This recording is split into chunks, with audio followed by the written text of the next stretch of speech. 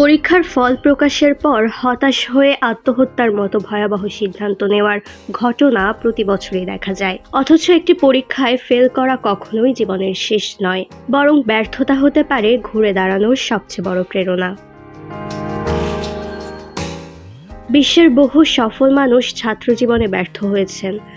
জে.কে. Rowling, Richard Branson, Simon কোয়েল, তাদের শিক্ষা জীবনে ছিল ব্যর্থতা ও বাধা, তবু সেই ব্যর্থতা তাদের থামাতে পারেনি। রিচার্ড ব্রানসন মাত্র 16 বছর বয়সে স্কুল ছেড়ে দেন। জে.কে. রাউলিং অক্সফোর্ডে পড়ার সুযোগ পাননি।